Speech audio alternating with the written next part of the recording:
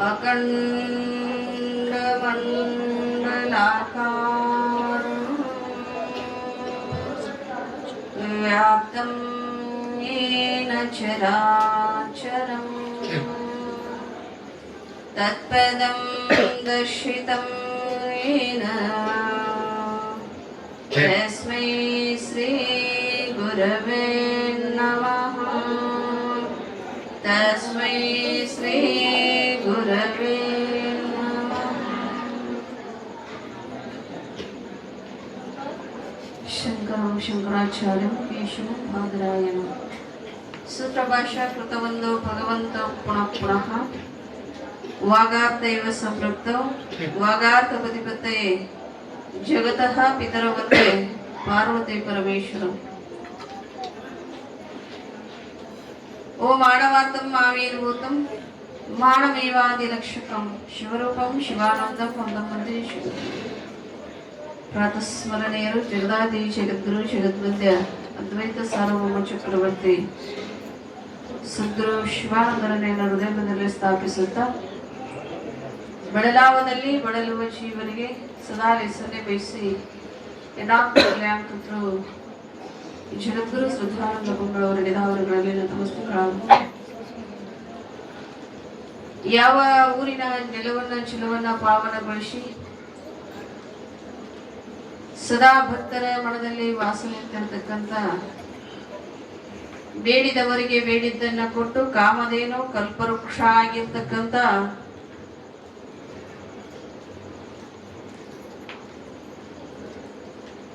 ಮುಕ್ತಂಕೇಶ್ವರ ಕರ್ತುಗದಿಗೆ ಅನಂತ ಅನಂತ ಕೋಟಿ ನಮನವನ್ನು ಸಮರ್ಪಿಸುತ್ತಾ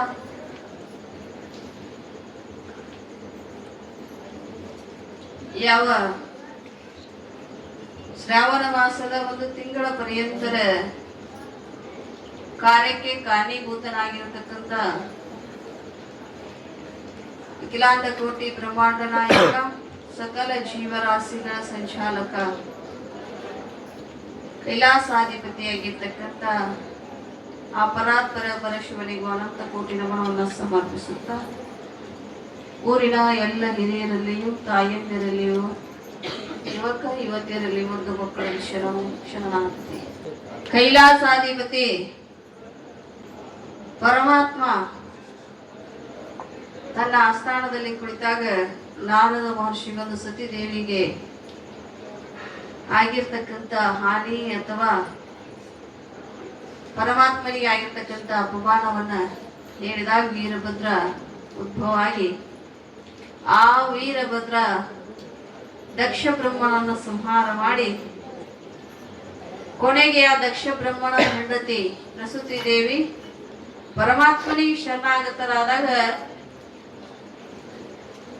ಅವಾಗ ಅವಗೊಂದು ಪುರಿ ತಲೆ ಅನ್ನುವಂಥದನ್ನ ತಂದು ಕೂಡಿಸಿದ್ರ. ನೀನು ಕುರಿ ತಲೆ ತಂದು ಕೂಡಿಸಿದ ಮೇಲೆ ಸತಿ ದೇಹವನ್ನ ಹೊತ್ತು ತಿರುಗುವಾಗ ದೇಹದ ಪರಿವೇ ಇಲ್ಲದೆ ತನ್ನೊಳಗೆ ತಾನಿಲ್ಲದೆ ಬಾಹ್ಯ ಪ್ರಪಂಚದ ಯಾವುದೂ ಗೊತ್ತಿಲ್ಲದೇನೆ ದೇಹವನ್ನು ಹೊತ್ತು ತಿರುಗುವಾಗ ವಿಷ್ಣುದೇವ ಶ್ರೀಚಕ್ರವನ್ನು ಬಿಟ್ಟಾಗ ಅಲ್ಲಿ ಆ ದೇಹ ತುಂಡಾಗಿ 52 ಭಾಗ ಆಗಿ 52 ಶಕ್ತಿ ಪೀಠಗಳು ಉದ್ಭವ ಆದವು ಅಂತ. 52 ಶಕ್ತಿ ಪೀಠಗಳು ಒಂದಿಷ್ಟು ಹೊರದೇಶದಲ್ಲಿ ಅದಾವ, ಒಂದಿಷ್ಟು ನಮ್ಮ ದೇಶದೊಳಗದ. ಆ ಶಕ್ತಿ ಪೀಠಗಳ ಏನಾದ್ರು ಸ್ಥಾಪನೆಯಾದವು ಯಾವ ಸತಿ ದೇಹದಿಂದ, ಸತಿ ದೇವಿಯ ದೇಹದಿಂದ ಅಲ್ಲಿ ಶಕ್ತಿ ಪೀಠಗಳ ಸ್ಥಾಪನೆಯಾದವು. ಇತ್ತ ದಿಗಂಬರನಾಗಿ ಯೋಗಿಯಾಗಿ ಯಾವ ಪರಮಾತ್ಮ ಹಿಮಾಲಯದಲ್ಲಿ ತಪಸ್ಸ ಅಂದ್ರೆ ಯೋಗಿಯಾಗಿ ಕುಳಿತು ಬಿಟ್ಟ. ಹೊರಗಿನ ಆಗು ಹೋಗುಗಳನ್ನ ಯಾವುದರ ಪರವೇ ಇಲ್ಲದೆ ಪರಮಾತ್ಮ ಎಲ್ಲಿ ಕುಂತ ಅಂದ್ರೆ ಹಿಮಾಲಯದಲ್ಲಿ ಕುಂತ ತಪಸ್ಸು ಮಾಡಲಿಕ್ಕೆ. ಆ ಹಿಮಾಲಯದಲ್ಲಿ ಕುಂತ್ರೆ ಆ ತಾಣ ಏನಾಗಿತ್ತು ಅಂದ್ರೆ ಈ ಯೋಗಿಗಳಿಗೆ ಒಂದು ಪುಣ್ಯ ಸ್ಥಾನ ಹಿಮಾಲಯ. ಇವತ್ತಿಗೂ ಕೂಡ ಎಲ್ಲ ಮಹಾತ್ಮರು ಋಷಿ ಮುನಿಗಳು ಯಾರಾದ್ರೂ ತಪಸ್ಸು ಮಾಡ್ಬೇಕಂತ ಇಚ್ಛಾನುಸಾರಿಗಳಿದ್ರು ಅಂದ್ರೆ ಎಲ್ಲಿ ಹೋಗ್ತಾರೋ ಅಂದ್ರೆ ಹಿಮಾಲಯಕ್ಕೆ ಹೋಗ್ತಾರ. ಹಿಮಾಲಯಕ್ಕೆ ಹೋಗ್ತಾರ.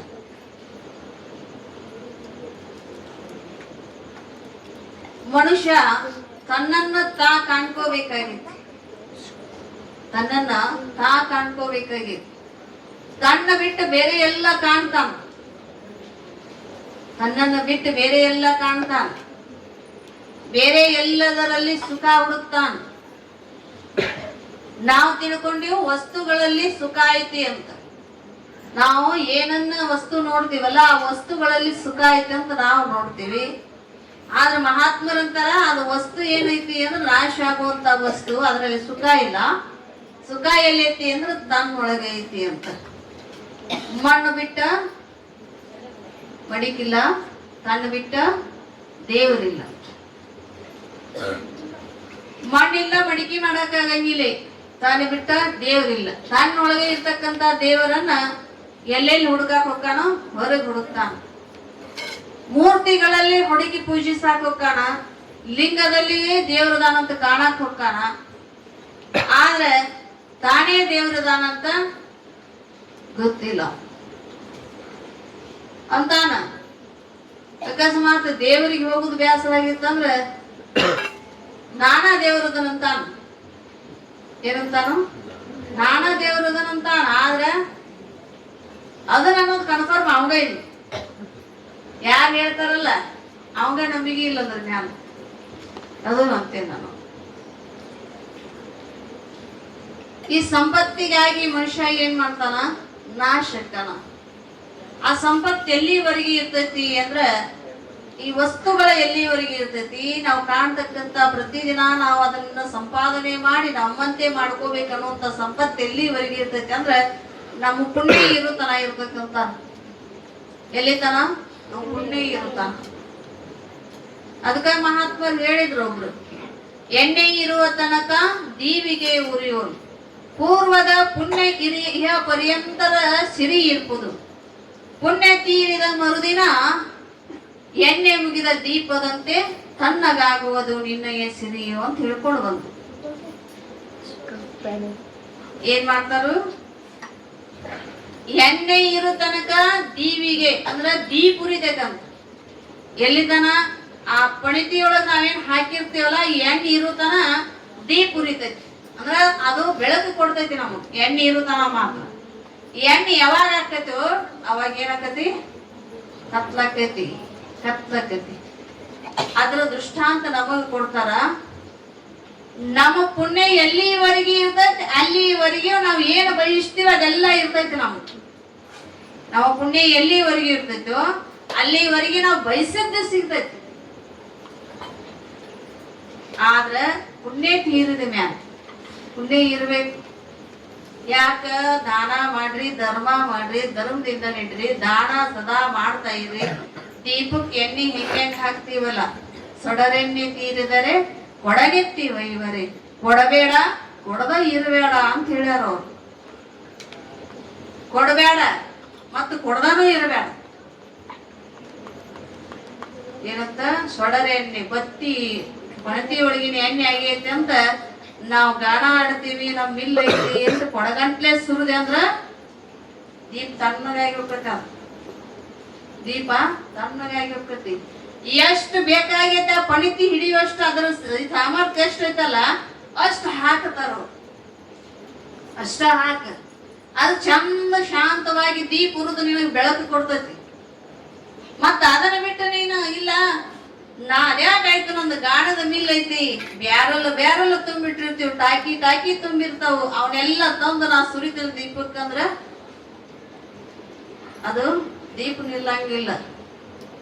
ಹಂಗ ಏನ್ ಮಾಡ್ಬೇಕು ಅಂದ್ರೆ ಐತಂತ ಅತಿ ಕೊಡ್ಬೇಡ. ಐತಂತ ಎಲ್ಲಾ ಸಂಪತ್ತು ದಾನ ಮಾಡ್ಬೇಡ. ಐತಂತ ಮತ್ ಕೊಡದನು ಬಿಡ್ಬೇಡ. ಮತ್ ಹಿಂಗ ಉಲ್ಟಾ ತಿಳ್ಕೊತೀರಿ ನೀವು. ಒಂಥರ ಮಜಾವಾಗೈತ. ನನಗೂ ಇದು ಏನಾಗೈತಂದ್ರ ಅಮ್ಮಾರು ಕೊಡ್ಬೇಡ ಅಂದ್ರ ನಾಳಿಂದ ದಾನ ಕೊಡಂಗಿಲ್ಲ. ಹೆಂಗ್ ಅಂದ್ರೆ ದೀಪಕ್ಕೆ ಹೆಂಗ ಎಣ್ಣೆ ದೀಪ ಶಾಂತ ಆಗ್ತಾ ಎಣ್ಣೆ ಆದಾಗ ಹೆಂಗ್ ಹಾಕೋತ ಬರ್ತಿರಲ್ಲ ಅನ್ನ ಹಂಗ ಆದಂಗ ದಾನ ಮಾಡ್ರಂತ. ಅದ್ರ ಪುಣ್ಯ ಸಂಪಾದನೆ ಒಮ್ಮೆ ಮಾಡಿದ್ರೆ ಪುಣ್ಯ ಆಗಂಗಿಲ್ಲ. ನಮ್ಗ್ ಸಂಪತ್ತು ಐತಿ, ಸಾಕಷ್ಟು ಕೊಡ್ತೀನಿ, ನನಗೇನು ಕಡಿಮೆ ಆಗಿತ್ತು, ನಾ ಎಲ್ಲ ತಂದು ಇಲ್ಲೇ ಸುರಿತೀನಿ ಅಂದ್ರ ದಾನ ಅನಿಸ್ಕೊಳಂಗಿಲ್ಲ. ಅದಕ್ಕೆ ಎಷ್ಟೆಷ್ಟು ಬೇಕಾಗೈತೆ ಅಷ್ಟಷ್ಟ ಕೊಡ್ಬೇಕಂತ. ಅದು ಪಾತ್ರ ಅರ್ಧ ದಾನ ಮಾಡ್ಬೇಕಂತ. ದಾನ ಮಾಡುವುದಂದ್ರೆ ಅಲ್ಲಿ ಇದಕ್ ಹೋಗೋರ್ಗೆ, ಅಂಗಡಿಗೆ ಹೋಗೋರ್ಗೆ, ಊರು ರೋಡ್ ದಂಡಿ ಅಂಗಡಿಗಳಾಗ್ಯಾವಲ್ಲ, ಆ ಅಂಗಡಿಗೆ ಹೋಗೋರ್ಗೆಲ್ಲ ದಾನ ಮಾಡಿದ್ರೆ ಅದು ದಾನ ಅನಿಸ್ಕೊಳಂಗಿಲ್ಲ ಅಂತ. ಅದು ಪಾಪಕ್ಕೆ ಗುರಿ ಹಾಕಿವಂತ ನಾವು, ಪಾಪಕ್ಕೆ ಗುರಿ ಹಾಕಿವಿ. ಯಾರಿಗೆ ದಾನ ಮಾಡ್ಬೇಕಂದ್ರೆ ಇಂಥ ಸತ್ಕಾರ್ಯ ಮಾಡಾಕತ್ತಾರಲ್ಲ, ಈಗ ಅನ್ನ ಹಾಕ್ತಾರ ಎಲ್ಲರೂ ದಿನ 2-3 ಮಂದಿ ಏನ್ ಮಾಡಾಕತ್ತಾರ, ಅನ್ನದಾನವನ್ನು ಮಾಡಾಕತ್ತಾರ. ಇಂಥ ಕಾರ್ಯದಲ್ಲಿ ನಾವು ಏನ್ ಮಾಡ್ಬೇಕು, ದಾನ ಮಾಡ್ತಾ ಇರ್ಬೇಕು. ಇಂಥ ಕಾರ್ಯಕ್ಕೆ ಮಾಡಿದ್ರೆ ಅದು ಏನಾಕತಿ, ಪುಣ್ಯ ಪ್ರಾಪ್ತಿ ಆಗ್ತೈತಿ, ಪುಣ್ಯದ ಫಲ ಸಿಗ್ತೈತಿ. ಅದನ್ನ ಬಿಟ್ಟು ನಾವು ಏನಾರ ಮಾಡಕ್ ಹೋದಿವಂದ್ರ ಅದು ದಾನ ಅನ್ನಿಸ್ಕೊಳಂಗಿಲ್ಲ. ಅದು ಬಹಳ ಎಷ್ಟು ಕೊಡ್ತೀನಿಪ್ಪ ಅಂದ್ರ ಕೊಡಾಕ್ ಬರಂಗಿಲ್ಲ. ಅದಕ್ಕೆ ನಾವ್ ಎಷ್ಟು ಕೊಡ್ಬೇಕು, ಅದಕ್ಕೆ ಎಷ್ಟು ಬೇಕಾಗೈತಲ್ಲ, ಅಲ್ಲಿ ಯಾವ ಖರ್ಚಿಗೆ ಏನು ಬೇಕಾಗೈತಿ, ಅದು ಏನು ಮುಖ್ಯ ಐತಿ ಅದನ್ನ ದಾನ ಮಾಡಬೇಕು. ಅದ್ ಅತಿಯಾಗಿ ಇಲ್ಲಂತ ಅದನ್ನು ಬಿಡ್ಬಾರ್ದು. ನಮಗೇನು ಇಲ್ರಿ, ನಮ್ಗೇನ್ ದೇವ್ರು ಕೊಟ್ಟಿಲ್ಲ ಅಲ್ಲ, ನಾವು ಕೊಡ್ಲಾರ್ದ ಬಂದೇ ಇಲ್ಲ ಭೂಮಿಗೆ. ಭಗವಂತ ಆಯು ವಿತ್ತಂಚ ನಮ್ಗೇನ್ ಮಾಡ್ಯಾರು, ಆಯುಷ್ಯನು ಕೊಟ್ಟಾನ, ವಿತ್ತನು ಕೊಟ್ಟಾನ. ಯಾವಾಗ ತಾಯಿ ಗರ್ಭದಾಗ ನಮ್ಮನ್ನ ಹಾಕೋಕ್ಕಿಂತ ಮುಂಚಿತವಾಗಿನ ಕೊಟ್ಟು ಕಳ್ಸಾನ. ಎಲ್ಲಾನು ಯಾರ್ಯಾರ ಕರ್ಮಕ್ಕನುಸಾರವಾಗಿ ಎಷ್ಟೆಷ್ಟು ಕೊಡ್ಬೇಕು ಅಷ್ಟಷ್ಟು ಕೊಟ್ಟು ಕಳ್ಸಾನ. ಕರ್ಮ ಅಂದ್ರೆ ಏನ್ ಗೊತ್ತಾನ, ಪಾಪ ಕರ್ಮ, ಪುಣ್ಯದ ಕರ್ಮ. ಎರಡು ಕರ್ಮದೊಳಗ ನೀ ಏನು ಪಾಪ ಮಾಡಿದ್ದೆ ಅಂದ್ರ ಕಡಿಮೆ ಕೊಟ್ಟಾನ, ಪುಣ್ಯ ಮಾಡಿದ್ದೆ ಅಂದ್ರ ಹೆಚ್ಚಿನ ಕೊಟ್ಟಾನ. ನಾವು ಯಾವ ಕರ್ಮವನ್ನು ಮಾಡೀವಿ ಆ ಕರ್ಮದ ಬುತ್ತಿ ಗಂಟನ್ನು ಇಲ್ಲಿ ಉಂತೀವಿ. ಅದಕ್ಕೆ ಹೇಳಿದ್ರು, ಕಟ್ಟು ಕಟ್ಟು ಬುತ್ತಿಯ ಧರ್ಮದ ಬುತ್ತಿ ಕಟ್ಟಿದರೆ ಎತ್ತಲಾದರೂ ಉಣಬಹುದು. ಧರ್ಮದ ಬುತ್ತಿ ಕಟ್ಟಿದೀವಂದ್ರ ಎಲ್ಲಿ ಬೇಕಾದಲ್ಲಿ ಬಿಚ್ಚಿ ಉಣ್ಬೋದು ನಾವು. ಮತ್ ನಮಗದ್ರ ಬುತ್ತಿ ಇದನ್ನ ಕಟ್ಟಿಲ್ಲ, ನಾವು ಧರ್ಮನ ಮಾಡಿಲ್ಲ, ದಾನನ ಮಾಡಿಲ್ಲ ಅಂದ್ರೆ ನಮಗ್ ಬಿಚ್ಚಿ ಉಣ್ಣಾಕ ಆಗಂಗಿಲ್ಲ. ಅದ್ಯಾಕೈತಪ್ಪ, ಬುತ್ತಿನ ಯಾಕೆ ಕಟ್ಟಬೇಕು? ನಮ್ ಕಿಶಿ ಒಳಗ ಏನದಾವು, ರೊಕ್ಕ ಅದಾವು, ದುಡ್ಡು ಐತಿ, ಅದನ್ನ ಕೊಟ್ಟು ನಾವು ಹೋಟೆಲ್ ತಿಂತೀವಿ ಅಂದ್ರೆ ಕಿಶಿಯಾಗ ರೊಕ್ಕ ಇರುವಂತದ್ದು ಬೇಕಲ್ಲ. ನಿನ್ನಲ್ಲಿ ಕರ್ಮ ಕಿಶಿ ಒಳಗ ರೊಕ್ಕ ಇರ್ಬೇಕಾಗಿತ್ತು ಅಂದ್ರೆ ಪುಣ್ಯ ಮಾಡಿರ್ಬೇಕು. ನೀವು ಪುಣ್ಯ ಮಾಡಿದ್ರೆ ಅಲ್ಲಿ ಇರ್ತೈತಿ, ನೀ ಹೋಟೆಲ್ ಬೇಕಾದದ್ದನ್ನು ಕೊಟ್ಟು ತಿನ್ಬೋದು, ಆದ್ರೆ ಪುಣ್ಯ ಬೇಕಲ್ಲ.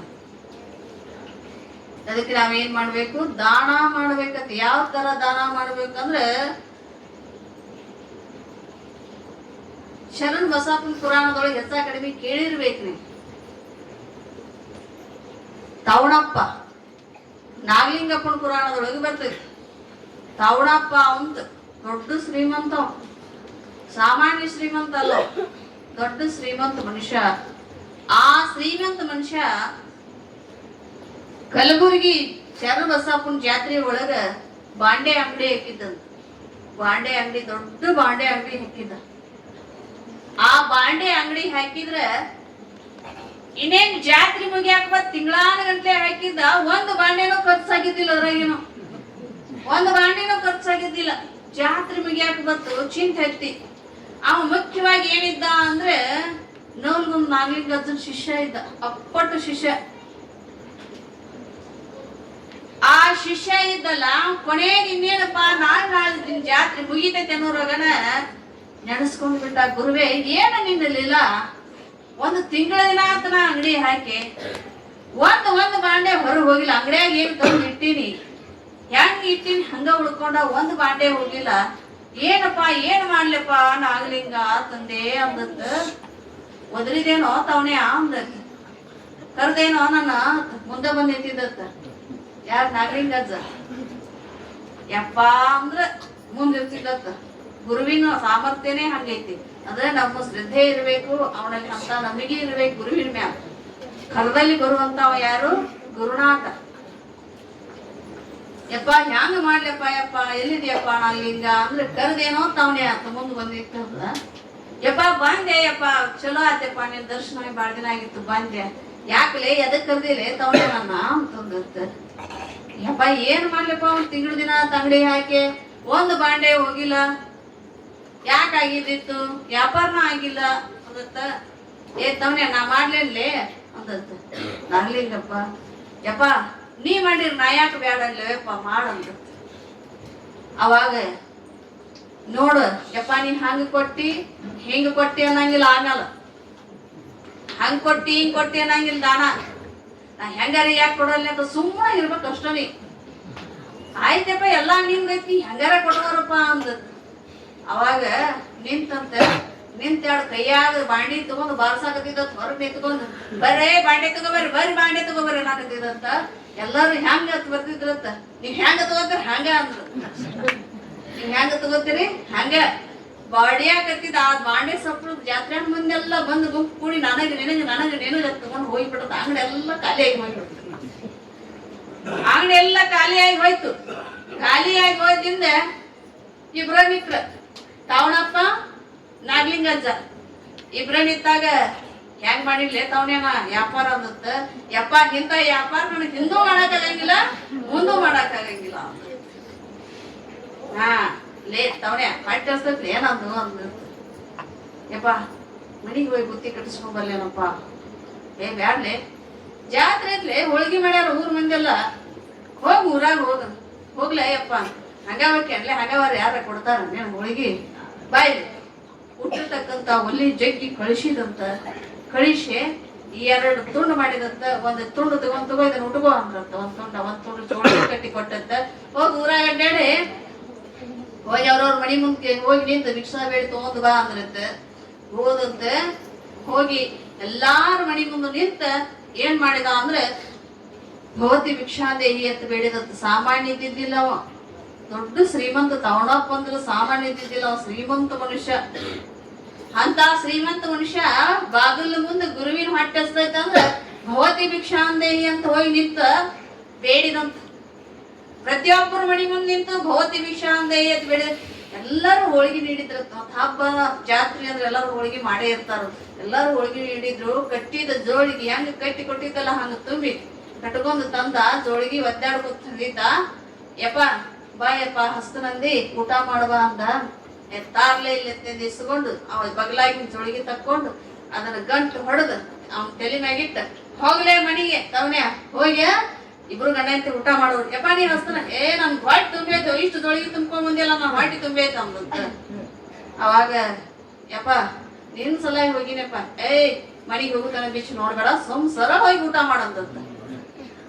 ಅವಾಗ ಅವ್ ನಾನ್ ಹಿಂಗಪ್ಪ ಅಂದ್ರ ಅವಧೂತ ಮನುಷ್ಯ ಅಂದಾಗ ಆಯ್ತಪ್ಪ ಅಂತ ಹೋದ್ರತ್ತ. ಹೋಯ್ತಿಂದ ಏನ್ರಿ ಇದು ಗಂಟ ಅನ್ಲತ್ ಹೇಳ್ತಿ. ಏನಿಲ್ಲ ನಮ್ಮ ಅಪ್ಪ ನನಗ ಗಂಟು ಕಟ್ಟಿ ಹಚ್ಕೊಟ್ಟಾನ, ಇಬ್ರು ಕುಡಿಸಿ ಊಟ ಮಾಡಂತ ಹೇಳ್ಯಾನು. ಇಬ್ರು ಊಟ ಮಾಡೋನು. ಕಾಲ ಮುಖ ತಕ್ಕೊಂಡು ಬಾ, ಈ ಬತ್ತಿ ಹಚ್ಕೊಂಡು ಬಾ, ಎಣ್ಣಾಗ ಹಚ್ಕೊಂಡು ಬಂದು ಇದನ್ನ ಪೂಜೆ ಮಾಡು, ಈ ಗಂಟು ಬಿಚ್ಚಿ ಪ್ರಸಾದ ಮಾಡೋನು ಅಂತ ಆ ಕಟ್ಟಿ ಕೊಟ್ಟಿರ್ತಕ್ಕಂಥ ಗಂಟನ್ನ ಬಿಚ್ಚಬೇಕಂತ ಪ್ರಸಾದನ್ನ ಪೂಜೆ ಮಾಡಿದಂತ. ಪೂಜೆ ಮಾಡಿ ಬಿಚ್ಚಿ ನೋಡ್ತಾಳ. ಕಟ್ಟಿದ ಗಂಟಿನೊಳಗೆ ಏನಿತ್ತು ಅಂದ್ರ ಬಂಗಾರ ಆಗಿತ್ತ. ಹೋಳಿಗೆ ಏನಾಗಿತ್ತು ಬಂಗಾರ. ಅವಾಗ ಆದಾಗ ಬಂಗಾರ ಒಡ ತಗೊಂಡು ತಮ್ಮ ಜೀವನವನ್ನ ಮುಂದೆ ಮತ್ತು ಸಾಗಿಸಿ ಯಪ್ಪ ಇದು ನಂದಲ್ಲ, ಇದು ನೀ ಕೊಟ್ಟದ್ದು ಹೊಳ್ಳೆ ಅವನಿಗೆ ಅರ್ಪಣೆ ಮಾಡಿದ್ರು. ಸಾಕಷ್ಟು ಜನಕ್ಕೆ ಅದನ್ನ ದಾನ ಮಾಡಿದ ಅನ್ನೋದನ್ನ ಆ ಚರಿತ್ರೆ ಒಳಗೆ ಬರ್ತೈತಿ. ಇವ್ರು ಹೇಳಾಕ ಕಾರಣ ಏನು ಅಂದ್ರೆ ನಿಷ್ಕಲ್ಮಶ ಹೆಂಗಿರ್ಬೇಕು ನಮ್ಮ ಮನಸ್ಸ. ಕಲ್ಮಶ ಇರಬಾರ್ದು. ನಿಷ್ಕಲ್ಮಶದಿಂದ ನಾವು ದಾನ ಮಾಡ್ಲಿ, ಗುರುವಿಗೆ ಸಮರ್ಪಣೆ ಮಾಡ್ಕೊಲಿ. ಅದೇನಾಕೈತಿ ಅಂದ್ರೆ ತೆರಿಗೆ ಉಲ್ಟಾ ಬರ್ತೈತಿ. ತೆರಿಗೆ ನಮಗ ಡಬಲ್ ಆಗಿ ಉಲ್ಟಾ ಬರ್ತೈತಿ. ಅಕಸ್ಮಾತ್ ನಾವು ಇಲ್ಲ ಅದನ್ನ ಯಾಕೆ ನಾವು ದಾನ ಮಾಡ್ಬೇಕು, ನಮಗ ಇರ್ಲಿ ಅಂದ್ರ ಕಡಿಮೆ ಆಕೈತಿ ವಿನಃ ಹೆಚ್ಚಾಗಂಗಿಲ್ಲ. ನಾವ್ ಏನ್ ಹಾಕಿವಿ ಅಂದ್ರೆ ಹೊಟ್ಟಿನ ಬಣಿಮೆಯೊಳಗೆ ನಾಯಿ ಹಾಕಿವಿ. ಏನ್ ಹಾಕಿವಿ? ಏನ್ ಮಾಡ್ತೈತಿ ಅದು? ಯಾವ್ದಲ್ಲ ತಾನೂ ತಿನ್ನಂಗಿಲ್ಲ. ದನಕ್ ತಕ್ಕೊಂಡು ಬಂದ್ ದನಕ್ ಹಾಕ್ಬೇಕಂದ್ರ ಅವ್ರಿಗೆ ತಕ್ಕೊಳಕ್ ಬಿಡಂಗಿಲ್ಲ. ಅದು ಮತ್ತೊಬ್ರಿಗೆ ತಿನ್ನಾಕ ಅವ್ರ ಹೊಟ್ಟೆ ತಕ್ಕೊಳಕ್ ಹೋಗೋಣ ಹೋಗು ಮಾಡ್ತೈತ. ಅವ್ನ ಅಂಜಿಸ್ ಕಳಿಸ್ತೈತಿ ಬಗಳಕಿಶಿಂದ. ಹಂಗ ನಾವ್ ಏನ್ ಮಾಡ್ತೀವಿ ಅಂದ್ರೆ ನಾವು ತಿನ್ನಂಗಿಲ್ಲ ಹೊಟ್ಟಿ ತುಂಬಾ, ಮತ್ತೊಬ್ಬರಿಗೆ ನಾವು ತಿನ್ಬೇಕು, ಮತ್ತೊಬ್ಬರಿಗೆ ತೃಪ್ತಿಯನ್ನ ಪಡಿಸ್ಬೇಕು. ಇಲ್ಲಿ ಯಾವ ಪರಮಾತ್ಮ ಯೋಗದೊಳಗೆ ಕೂತಿದ್ದ, ಆ ಯೋಗದ ಆಗರವಾಗಿರ್ತಕ್ಕಂಥ ಹಿಮಾಲಯ, ಆ ಹಿಮಾಲಯ ಪ್ರಸಿದ್ಧವಾಗಿರ್ತಕ್ಕಂಥ ಹಿಮಾಲಯ, ಆ ಪ್ರಸಿದ್ಧವಾಗಿರ್ತಕ್ಕಂಥ ಹಿಮಾಲಯ, ಆ ಹಿಮಾಲಯದೊಳಗ ಅದು ಯಾರ್ದಾಗಿತ್ತು ಅಂದ್ರೆ ಗಿರಿರಾಜ, ಹಿಮವಂತ ಗಿರಿರಾಜ. ಆ ಹಿಮಾಲಯ ಅಂತೀವಲ್ಲ ನಾವು, ಅದು ಯಾರ್ದು ಅಂದ್ರೆ ಹಿಮವಂತ. ಹಿಮವಂತ ಗಿರಿರಾಜನ ಹಿಮಾಲಯ ಆಗಿತ್ತು. ಆ ಹಿಮಾಲಯಗಳಲ್ಲಿ ಎಲ್ಲಾ ಋಷಿ ಮುನಿಗಳು ಏನ್ ಮಾಡ್ತಿದ್ರು, ವಾಸ ಮಾಡ್ತಿದ್ರು, ತಪಸ್ಸು ಮಾಡ್ತಿದ್ರು. ಆ ತಪಸ್ಸು ಮಾಡ್ತಾ ಮಾಡ್ತಾ ಏನಾಗಿತ್ತು ಅಂದ್ರೆ ಆ ಹಿಮಾಲಯ ರಾಜ ಆಗಿರ್ತಕ್ಕಂಥ ಹಿಮವಂತ, ಹಿಮ ಅಂದ್ರೇನು? ಹಿಮ ಅಂದ್ರೆ ಬರ್ಪು. ಹಿಮ ಅಂದ್ರೆ ಬರ್ಪು, ಹಿಮದಿಂದ ಕೂಡಿರ್ತಕ್ಕಂಥದ್ದು. ಅಲ್ಲೆಲ್ಲ ಹೋದ್ರೆ ಏನಾಗತಿ, ದಿನದಾಗ ಹಚ್ಕೊಳಕೆಲ್ಲ ಸಿಕ್ಕಾಪಟ್ಟಿ ಬೇಕು. ಈಗ ಅಲ್ಲೆಲ್ಲ ಕಾಲ್ ಕೈ ಬೆಚ್ಚಗಿಟ್ಕೊಳಕ್ ಅವೆಲ್ಲ ಬಟ್ಟೆಗಳು ಬೇಕಾಕಾವ. ಅಂತ ಹಿಮ ಪ್ರತಿ ಸಲನು ಬೇಕು. ಬ್ಯಾಸಿಗ್ಯಾಗ ಒಂದಿಷ್ಟು ಕಡಿಮೆ ಇರ್ತೈತಿ, ಉಳಿದ ಟೈಮ್ದಾಗ ಬೀಳ್ತಾ ಇರ್ತೈತಿ ಹಿಮ. ಅಂತ ಹಿಮಾಲಯದೊಳಗ ತಪಸ್ಸೆಲ್ಲ ಋಷಿ ಮುನಿಗಳು ಮಾಡ್ತಿರ್ತಾರ. ಆ ತಪಸ್ಸು ಮಾಡ್ಲಿಕ್ಕೆ ಅನುಕೂಲ ಮಾಡಿಕೊಟ್ಟವ ಯಾರಂದ್ರೆ ಹಿಮರಾಜ, ಆ ಹಿಮಾಲಯದ ಮಹಾರಾಜ, ಹಿಮಾಲಯದ ರಾಜ. ಆ ರಾಜ ಪ್ರತಿನಿತ್ಯ ತನ್ನ ಕಾಯಕವನ್ನ ಅಂದ್ರೆ ಎಲ್ಲರಿಗೂ ತಪಸ್ಸು ಮಾಡ್ಲಿಕ್ಕೆ ಅನುವು ಮಾಡಿಕೊಡ್ತಿದ್ದ. ಒಮ್ಮೆ ದೇವತೆಗಳು ಎಲ್ಲರೂ ಕುಡ್ಕೊಂಡು ಹೆಂಗ್ ವಿಚಾರ ಮಾಡಿದ್ರಂತ, ಏನ್ ವಿಚಾರ ಮಾಡಿದ್ರು ಅಂದ್ರೆ ಆ ಹಿಮವಂತನಿಗೆ ನಾವು ಮದುವೆ ಮಾಡಬೇಕು ಅಂತ ವಿಚಾರ ಮಾಡಿದ್ರು. ಯಾರಿಗೆ? ಹಿಮವಂತನಿಗೆ. ಹಿಮವಂತನಿಗೆ ಮದುವೆ ಮಾಡಬೇಕು ಅಂತ ವಿಚಾರ ಮಾಡಿದ್ರು. ಎಲ್ಲಾ ದೇವತೆಗಳ ಕುಡ್ಕೊಂಡು ಮದುವೆ ಮಾಡಿ ಅವನಿಗೆ ಮದುವೆ ಆಯ್ತು ಅಂದ್ರೆ ಅವನಿಗೆ ಮಕ್ಕಳ ಆದವು ಅಂದ್ರೆ ಎಲ್ಲರೂ ಸೇವೆ ಮಾಡ್ತಾರ. ಜಗತ್ತಿನೊಳಗೆ ಇನ್ನಷ್ಟ ಮನುಷ್ಯರ ಉತ್ಪತ್ತಿ ಆಗ್ತೈತಿ, ನಾಗಗಳ ಉತ್ಪತ್ತಿ, ಪಶು ಪಕ್ಷಿಗಳ ಉತ್ಪತ್ತಿ. ಅವ್ ಎಷ್ಟು ಮಂದಿಗೆ ಆಶ್ರಯ ಕೊಟ್ಟಾನ್ರಿ? ನಾವು ಈಗೊಂದು ಸಣ್ಣ ಬೆಟ್ಟವನ್ನ ನೋಡ್ತೀವಿ. ಆ ಬೆಟ್ಟದೊಳಗೆ ಎಷ್ಟು ಪ್ರಾಣಿಗಳ ಆಶ್ರಯ ಆಗಿರ್ತಾವ. ಹುಲಿ, ಕರಡಿ. ನಾವೆಲ್ಲ ಈಗ ಶ್ರೀಶೈಲ ಪರ್ವತಕ್ಕೆ ಹೋಗ್ತೀವಲ್ಲ, ಆ ಪರ್ವತದೊಳಗೆ ಹುಲಿ, ಕರಡಿ, ಸಿಂಹ, ಆನೆ ಅಷ್ಟ ಅಲ್ಲದನ ಸಣ್ಣ ಸಣ್ಣ ಪಕ್ಷಿಗಳಿಗೆ, ಸಣ್ಣ ಸಣ್ಣ ಪ್ರಾಣಿಗಳಿಗೆ ಎಲ್ಲದರೊಳಗೂ ಏನಾಗೈತಿ? ಆಶ್ರಯ ಆಗೈತಿ. ಯಾವುದು? ಬೆಟ್ಟ ಗುಡ್ಡಗಳು, ಪರ್ವತಗಳು ಎಲ್ಲರಿಗೆ ಆಶ್ರಯ ಆಗ್ಯಾವ. ಅಷ್ಟ ಅಲ್ಲನ ಋಷಿ ಮುನಿಗಳಿಗೆ ವಿಶೇಷವಾಗಿ ಆಶ್ರಯ. ಅಂದ್ರೆ ಅಲ್ಲಿರ್ತಕ್ಕಂಥ ಗಡ್ಡೆ ಗೆಣಸುಗಳನ್ನ ತಿಂದು, ತಪ್ಪಲಗಳನ್ನ ತಿಂದು ಅವ್ರ ಏನ್ ಮಾಡ್ತಿದ್ರು? ತಪಸ್ಸು ಮಾಡ್ತಿದ್ರು. ಅವ್ರ ಅರ್ಬಿ ಅಂಗಡಿ ಇತ್ತವ, ಏನಿತ್ತು? ಬಟ್ಟೆ ಅಂಗಡಿ, ಅರ್ಬಿ ಅಂಗಡಿ ಎರಡು ತಿಳ್ಕೊರಿ. ಯಾರಿಗೆ ಯಾವ ಚೆನ್ನ ಬಟ್ಟೆ ಅಂಗಡಿ ಒಳಗ ಮಾಲಕ್ ಏನ್ ಮಾಡ್ತಿದ್ದು? ಬಂದವ್ರಿಗೆ ಗಿರಾಕಿಗೆ ಅರ್ಬಿ ಬಟ್ಟೆಯನ್ನ ಕಟ್ ಮಾಡಿ ಕೊಡ್ತಿದ್ದ. ಪ್ರತಿ ದಿನಾನು ಪುರಾಣ ನಡೆದಿತ್ತು ಊರಾಗ. ಹೆಣ್ತಿ ಅಂದ್ಲು ದಿನ ಹೇಳ್ತಿದ್ರು, ಏನ್ ಬರೇ ಬಟ್ಟೆ ಅಂಗಡಿ ಆಯ್ತು ನೀವಾತು, ಬಟ್ಟೆ ಅಂಗಡಿ ಆಯ್ತು ನೀವಾತು, ಒಂದು ದಿನ ಪುರಾಣ ಕೇಳಾಕ್ ಬರ್ಲಿಲ್ಲ. ಎಂತ ಚಂದ ಪುರಾಣ ನಡೆದೈತಿ ಊರಾಗ, ಬರ್ರಿ. ಅವಾಗ ಅವಂತ ಅಲ್ಲಿ ಚಂಚನ ಅರ್ಬಿ ಕಟ್ ಮಾಡಿ ಅವ್ರ ಜೋಡಿ ಇವ್ರ ಮಾತಾಡಿ ನನಗೆ ಸಾಕಾಗೈತಿ. ಅವ್ರಿಗೆ ಬಣ್ಣ ಮಾಡಿ ಅದನ್ನ ತಗೋರಿ ಇದನ್ನ ತಗೋರಿ, ಅದ ಹಂಗ ಕ್ವಾಲಿಟಿ ಐತಿ, ಇದು ಹಿಂಗ್ ಕ್ವಾಲಿಟಿ ಐತಿ ಅಂತ ಹೇಳಿ ಹೇಳಿ ನನಗೆ ಏನಾಗೈತಿ? ಸಾಕು ಬೇಕಾಗೈತಿ. ಅದ್ರಾಗ ನೀ ಬಂದು ಪುರಾಣ ಬಾ ಅಂತೀಗ ಅಂತಂದ್ರು. ಇಲ್ರಿ ಬಾ ಚಂದ ಹೇಳ್ತಾರ. ಬಂದಾರ ನೋಡ್ರಿ ಇವತ್ತು ಒಂದು ದಿನ. ಬತ್ತಂದ್ರ ನೀತಿ ಬರ್ತೈತಿ, ಏನ್ ಮಾಡ್ಲಿಲ್ಲ ಅಲ್ಲಿ ಬಂದ್ ಕತ್ತೀವಂದ್ರ ನಾವು ನೀತಿ ಬರ್ದಂಗ ಏನಾರ ಕೊಡ್ತಾನ ನೋಡ್ರಿ ಅದ್ ನಾವು ಅಂದ್ಲೈಕಿ. ನೀತಿ ಬರ್ದಂಗ ಏನಾರ ಕೊಡ್ತೀನಿ ಅಂದಾಗ ಅವಾಗ ಆಯ್ತಂತ ಒಂದಿಷ್ಟು ಶೇಂಗಾ ಕಾಳು ಹುರಿದು ಅವ್ನ ಪಿಶಾಗ ಹಾಕಿ ಹಚ್ಕೊಟ್ಲೈತಿ. ಯಾರು? ಹೆಣ್ತಿ. ಅವಾಗ ಹಾಕಿ ಹೆಣ್ತಿ ಹಾಕಿದಿಂದ ಬಂದು ಕುಂತ ಹಿಂಗ್ ಕುಂತಿದ್ರು. ಸಾಲ್ಕ ಕೂತಿದ್ರು. ಹಿಂದ ಮುಂದೆ ಕೂತಿದ್ರು. ಪುರಾಣ ನಡೆದಿತ್ತು. ಜೈ ಮಂಗಲಂ ಜೈ ನಮ ಪಾರ್ವತಿ ಶಿವ. ಗಟ್ಟಿ ಶೇನ್ರಿ, ಇಷ್ಟು ಬಂದಿದ್ದೀರಿ. ಜೈಕಾರ ಯಾವಾಗ ಹಾಕಿದ್ರು ನಿಂತು ಬಂದು ಬಿಡ್ತೇವ. ಜೈಕಾರ ಕಣ್ಣು ಮುಚ್ಚಿಬಿಟ್ಟು, ಕಣ್ಣು ಮುಚ್ಚಿದಾಗ ಒಂದು ಕನಸು ಬಿತ್ತು. ನಿಧಿ ಬಂದಿತ್ತಲ್ಲ, ಕನಸು ಬಿತ್ತು.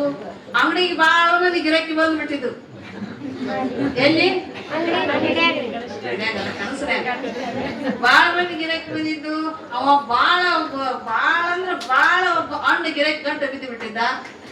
ಅದ ಇವ್ 200 ರೂಪಾಯಿ ಬಿಟ್ರು ಅನ್ನೋದು, 50 ರೂಪಾಯಿ ಬಿಟ್ರು ಅನ್ನೋದು, ಅಂಗಡಿಯ 200 ಅನ್ನೋದು 50 ಅನ್ನೋದು, ಹಂಗಟ್ ಮಾಡಿ ಹಿಂಗಟ್ ಮಾಡಿ ಎಲ್ಲಿಗೆ ಗೊತ್ತಂದ್ರೆ 100 ರೂಪಾಯಿ ಬಿಟ್ರು ಆತು. ನೋಡ್ರಿ, ನಮಗೂ ಬೇಡ ನಿಮ್ಗೂ ಬೇಡ, 90 ಮಾಡಿ ಹೇಳಿರಿ ಅಂತೀವ. ಏ ಮರಯ್ಯ, ನಾ 200 ಹೇಳಿನಿ, ಈಗ 100 ಬಂದಿ, ನನಗೂ ಬೇಡ ನಿನಗೂ ಬೇಡ, 100 ರೂಪಾಯಿ ಕೊಟ್ಟು ಬಿಡು ಅಂತ.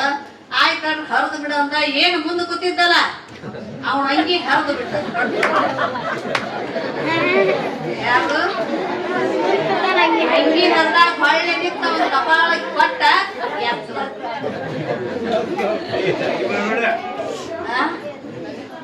ಹೆಸರಾದ್ರಲ್ಲ ಎಲ್ಲಾರು ಹೆಸರು. ನಿಮ್ಗೆ ಹೆಸರಾಗ ಕೇಳ್ತ ಅಷ್ಟ ಹೇಳ್ಬೇಕನ್ನೋಂತ ಆಸಕ್ತಿ ಇಲ್ಲ.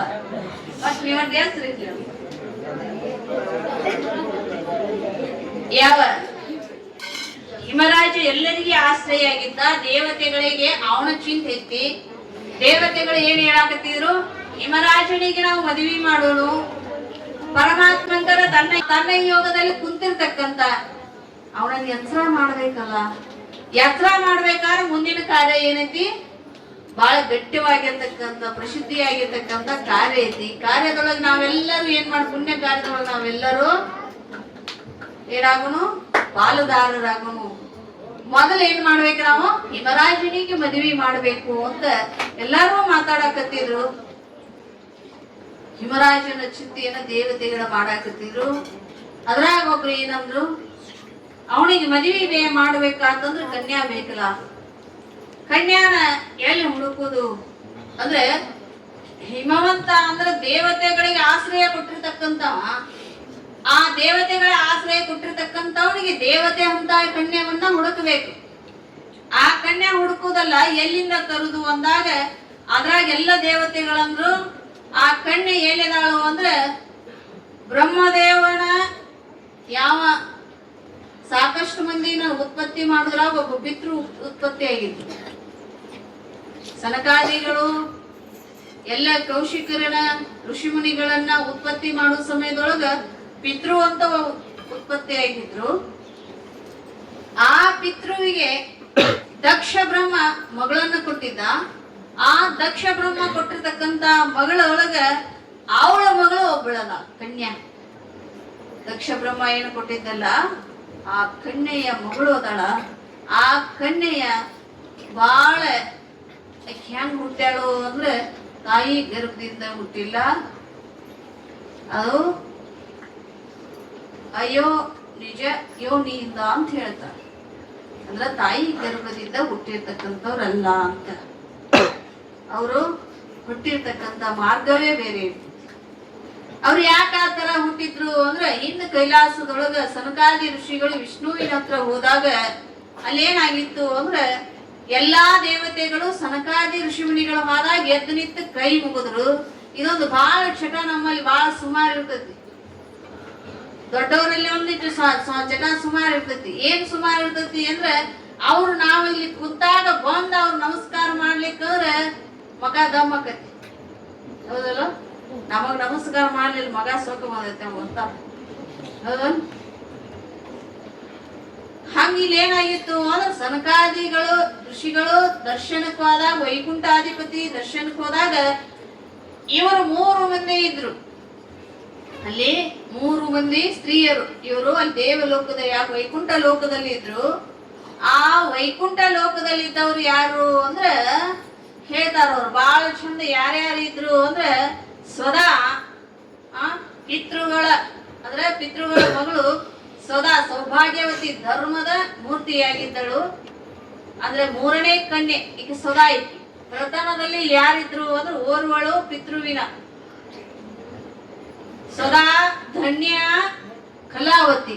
ಇವರು 3 ಜನ. ಇವರು ಈ ಪಿತೃವಿನ ಮಕ್ಕಳಾಗಿ ಹುಟ್ಟಿದವರು. ಮೊದಲು ಇವರು 3 ಮಂದಿ ಎಲ್ಲಿದ್ರು, ವೈಕುಂಠದಲ್ಲಿದ್ರು. ಈ ವೈಕುಂಠದಲ್ಲಿ ಇದ್ದಿರ್ತಕ್ಕಂಥವ್ರು ಇವ್ರು ಏನ್ ಮಾಡಿದ್ರು, ಸನಕಾದಿಗಳು ಬಂದಾಗ ಎಲ್ಲ ದೇವತೆಗಳ ಎದ್ದು ನಿಂತು ನಮಸ್ಕಾರ ಮಾಡಿದ್ರೆ ಇವ್ರು ಹೊಳ್ಳಿ ಕೂಡ ನೋಡ್ಲಿಲ್ಲ. ಹೊಳ್ಳಿ ಕೂಡ ನೋಡಲಾಗ ಅವ್ರ ಏನ್ ಶಾಪ ಕೊಟ್ರು ಅಂದ್ರೆ, ನಾವು ಬಂದ ಸಮಯದೊಳಗೆ ನೀವು ಹೊಳೆ ನೋಡ್ಲಿಲ್ಲ, ಹೊಳೆ ನಮಸ್ಕಾರಾದಿಗಳು ಕೂಡ ಇಲ್ಲ. ನಿಮಗೇನಂದ್ರ ಈ ಭೂಲೋಕದೊಳಗೆ, ಈ ದೇವಲೋಕ ವೈಕುಂಠ ಲೋಕದೊಳಗೆ ಅದಿರಲ್ಲ, ಈ ಸ್ಥಾನಕ್ಕೆ ನೀವು ಯೋಗ್ಯರಲ್ಲ, ನೀವೇನಾಗ್ಬೇಕು, ಭೂಲೋಕದಲ್ಲಿ ಮಾನವರಾಗಿ ಹುಟ್ರಿ ಅಂತ ಶಾಪ ಕೊಟ್ರು. ಮಾನವರಾಗಿ ಹುಟ್ರಿ ಅಂತ ಆ ಶಾಪ ಕೊಟ್ಟಾಗ ಅವರು ಎಲ್ಲೆಲ್ಲಿ ಹುಟ್ಟಿದ್ರು ಅಂದ್ರೆ ಅವ್ರ ಮುಂದೆ ಹೇಳ್ಕೊಂಡು ಬರ್ತಾರೆ. ಇವರೆಲ್ಲ ಎಲ್ಲಿರ್ತಿದ್ರು ಅಂದ್ರೆ ಧನ್ಯ ರಾಜ ಜನಕನ ಪತ್ನಿಯಾದಳು. ಜನಕ ಮಹಾರಾಜ ಇದ್ದಲ್ಲ, ಧನ್ಯ ರಾಜ ಜನಕನ ಪತ್ನಿಯಾದಳಂತ. ಅವಳ ಕನ್ಯೆಯಾಗಿ ಮಹಾಲಕ್ಷ್ಮಿಯು ಅವತರಿಸಿದಳು. ಮಹಾಲಕ್ಷ್ಮಿ, ಆಕೆಯ ಹೆಸರು ಸೀತಾದೇವಿ. ಇವರು 3 ಮಂದಿ ಏನಿದ್ರಲ್ಲ, ಧನ್ಯ ಅವಳ ಮಗಳ ಹೆಸರ ಲಕ್ಷ್ಮೀ ಅವತಾರ, ಸೀತಾದೇವಿ ಎಂದು ಅವತಾರ ಆಗಿತ್ತು. ಹೀಗೆ ಏನಾಗಿತ್ತು, ಇವ್ರದೆಲ್ಲ ಹಿಮಾಲಯ ಕನ್ಯೆಯರು. ಇವರು ಒಬ್ಬೊಬ್ರು ಈಕಿ ಮೇನಾ ಎಂದ ಹೆಸರಿನಿಂದ ಅಂದ್ರೆ ರಾಧಾ ಆಗಿ ಋಷಭ ಭಾನುವಿನ ಮಗಳಾಗಿ ಹುಟ್ಟಿದಾಕಿ. ಮುಂದೆ ಏನಾಗಿದ್ಲು ಈಕಿ, ಮೀನಾ ಆಗಿ ಪಿತೃವಿನ ಮಗಳಾಗಿ ಮುಂದೆ ಹುಟ್ಟಿದಾಕಿ. ಎಲ್ಲ ಇವು ಏನಾಗ್ಯಾವ ಅಂದ್ರೆ ಹಿಂದೆ ಇತಿಹಾಸಗಳು ಬರ್ತಾವ. ನಿಮ್ಗೆ ನಾ ಹೇಳಿದ್ರು ನೆನಪು ಉಳಿಯೋದಿಲ್ಲ. ಏನಾಕತಿ, ನಾವು ಹೇಳ್ಕೊತ ಹೋದಂಗ ನೀವು ಯಾರು 6 ಹೆಣ್ಮಗಳು ರಂಗೋಲಿ ಬಿಡ್ತಿದ್ಲಂತ, ರಂಗೋಲಿ ಬಿಡ್ಕೋತ ಹೋಗಿದ್ಲಂತ. ಹೊಳ್ಳಿ ನೋಡ್ರಾಗ ಎಲ್ಲ ಏನಾಗಿತ್ತು, ಸಾಪಾಗಿತ್ತಂತ. ಯಾಕೆ ಸಾಪಾಗಿತ್ತು, ಉತ್ತಮ ಶರಗ್ ಬಿಟ್ಟಿದ್ಲು, ಹಿಂದ ಹಾಕೋತ ಹೋಗಿದ್ಲು. ಆ ಶರಗ ಸಾಫ್ ಮಾಡ್ಕೋತ ಹೋಗಿತ್ತು.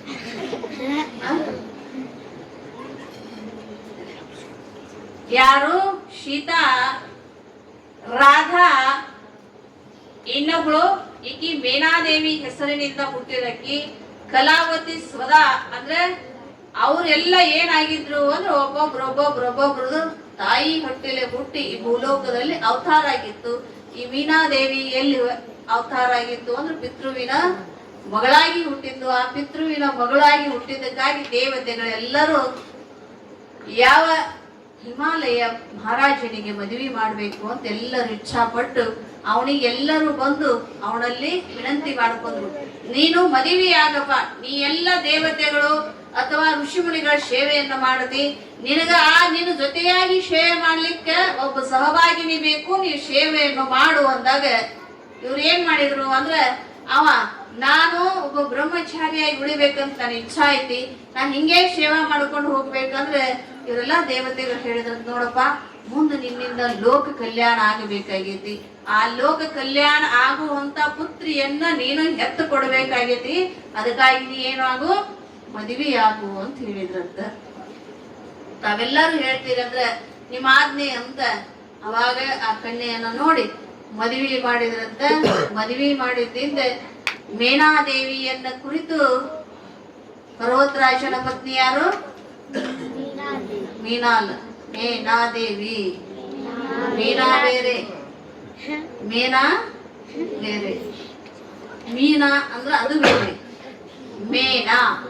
ಮೇನಾದೇವಿ.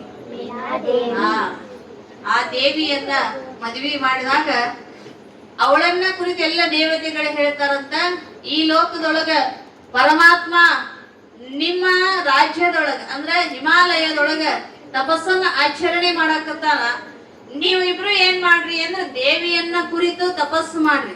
ಯಾರನ್ನ, ಮಹಾಶಕ್ತಿಯನ್ನ ಕುರಿತು ತಪಸ್ಸು ಮಾಡ್ರಿ.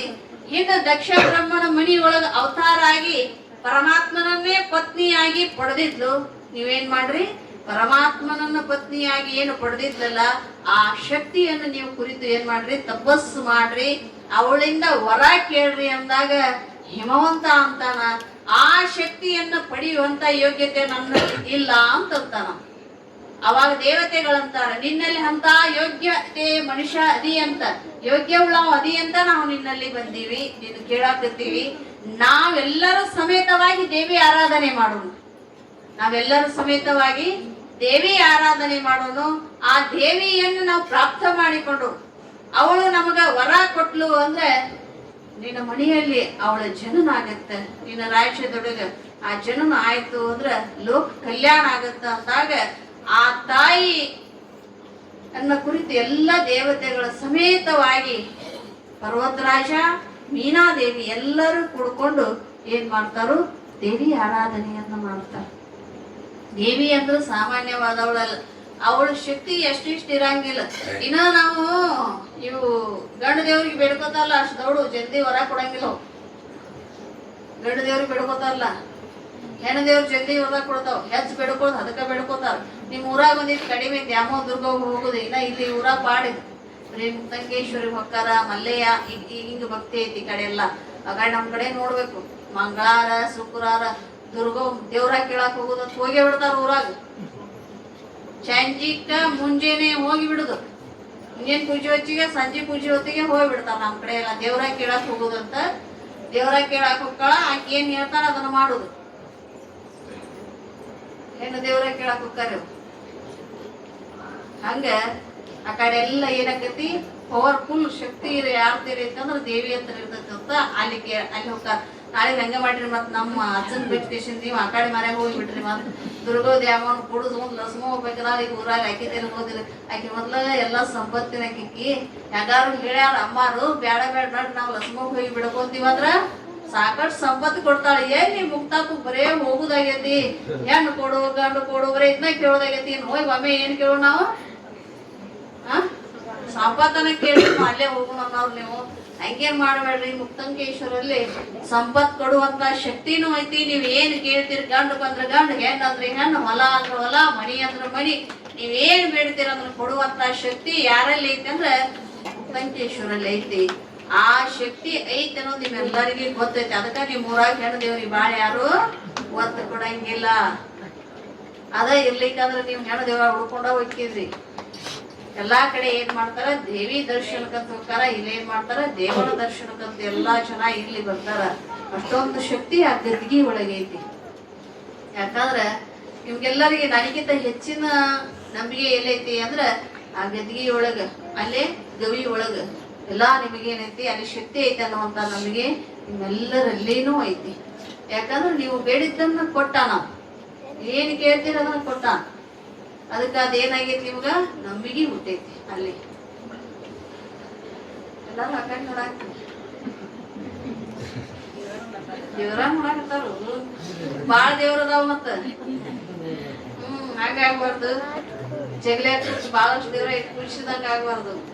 ಸಂಜೆ ಮುಂದ್ ಅಜ್ಜಾರ್ ಹೇಳಿದ್ರಲ್ಲ, ಬಾಳ ದೇವ್ರ ಅದಾವ ಅಂತ ಹೊಳಿ ತೊಳ್ಕೊಂಡ್ ಬರಕ್ವಾದ್ನಿ.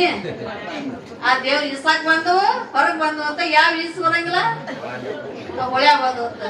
ಹಾಗೆ ಆಗ್ಬಾರ್ದು. ಅಜ್ಜಾರ್ ಹೇಳಿದ್ರಲ್ಲ, ಬಾಳ ದೇವ್ರ ಆಗೋಣ ಏನಾಕ್ಕವು ಬ್ಯಾಸರ ಆಕೈತಿ ಪೂಜೆ ಮಾಡೋದಂತ.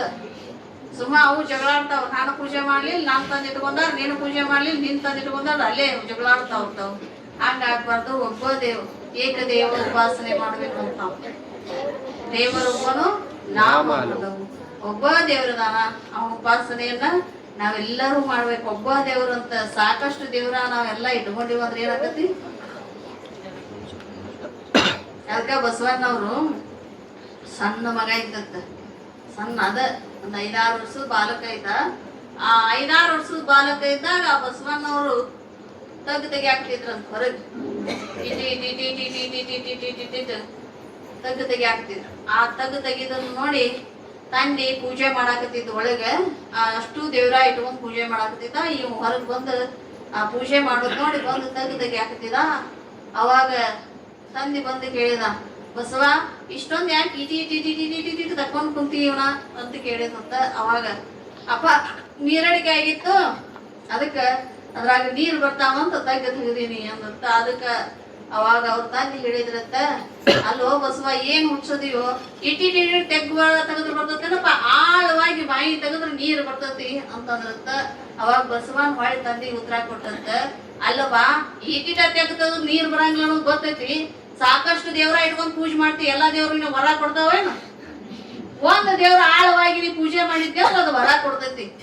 ಆಳವಾಗಿ ತೆಗ್ದಾಗ ಹೆಂಗ ನೀರ್ ಬರ್ತೈತಿ, ಹಂಗ ಆಳವಾಗಿ ಪೂಜೆ ಮಾಡಿದ್ರ ನಾವು ಅಲ್ಲಿ ನಂಬಿಕೆ ಇಟ್ಟು ಪೂಜೆ ಮಾಡಿದ್ರ ಒಬ್ಬ ದೇವನಲ್ಲಿ ನಾವು ನಂಬಿಕೆ ಇಟ್ಟಿವಂದ್ರೆ ಏನಾಗತಿ, ವರ ಕೊಡ್ತೈತಿ. ಬಸವಣ್ಣ ಸಣ್ಣ ವಯಸ್ಸು, ಇಷ್ಟಿಷ್ಟು ವಯಸ್ಸಿದ್ದಾಗ ನಾವು ಬುದ್ಧಿ ಏನಿತ್ತು, ತಂದೆಗೇನೆ ಬುದ್ಧಿ ಹೇಳುವಂತ ವಯಸ್ಸಿತ್ತಂದ್ರೆ ಎಂತ ವ್ಯಕ್ತಿ ಇರ್ಬೋದು, ಅದೆಂತ ಶಕ್ತಿ ಇರ್ಬೋದು.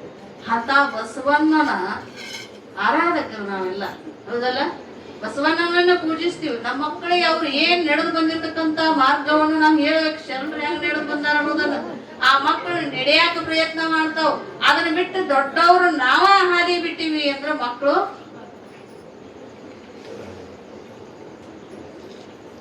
ಅಂಗಡಿಗೆ ಹೋಗಿ ಸುಟ್ಟ ತಗೊಂಡು ಬರೋದು ಅಂತ ಹೇಳ್ತೀವಿ ನಾವು. ಎಲ್ಲಿ ಕುಂತ? ಮನೆಯಾಗ ಕುಂತ ಅಂಗಡಿಗೆ ಹೋಗಿ ಚುಟ್ಟ ತಗೊಂಡ್ ಬರೋಗಂತೀವಿ. ಮಕ್ಕಳು ತಗೊಂಡು ಬರ್ತಾವ, ತಂದು ಕೊಡ್ತಾವ. ಅದ್ರಾಗ ಇನ್ನೊಂದು ಇರೋದು ಅವ್ವ ಒಲಿ ಮುಂದ್ ರೊಟ್ಟಿ ಮಾಡಾಕತ್ತಾಳು, ಹಚ್ಕೊಂಡು ಬರೋಗಂತ ಕೊಡ್ತೀವಿ. ಅವ್ ಹಚ್ಕೊಂಡು ಬರಾಕ್ ಹೊಂಟ, ಎಲ್ಲಿ ಹೊಂಟ? ಒಲಿ ಮುಂದ್ ಹಚ್ಕೊಂಡ್ ಬರಾಕ್ ಹೊಂಟ. ಹಚ್ಕೊಂಡ್ ಮುಂದ್ 1 ದಿನ ಕೊಟ್ಟ, 2 ದಿನ ಕೊಟ್ಟ, 3 ದಿನ ಕೊಟ್ಟ, 4ನೇ ದಿನಕ್ಕ ನಮ್ಮ ಅಪ್ಪ ದಿನ ಹಚ್ಕೊಂಡ್ ಸೇತಾನ, ಏನಾರ ಇರ್ಬೋದು ಇದ್ರಾಗತ್ತ. 1 ದಿನ ಹಚ್ಚಿ ನಮ್ಮ ಅಪ್ಪ ಹೆಂಗ್ ಸೇತಾನ ಹಂಗ ಜಗ್ಗಿ ನೋಡ್ಬೇಕಂತ ಜಗ್ಗಿ ನೋಡಿದಂತ ಏನಾಯ್ತು? ನಾವ ಕುಂತ ನಮ್ಮ ಮಕ್ಕಳಿಗೆ ಕಲ್ಸಾಕತ್ತೀವಂತ. ಏನ್ ಮಾಡಬಾರ್ದಲ್ಲ ಅದನ್ನ ನಾವು ಮಾಡಾಕತ್ತೀವಿ.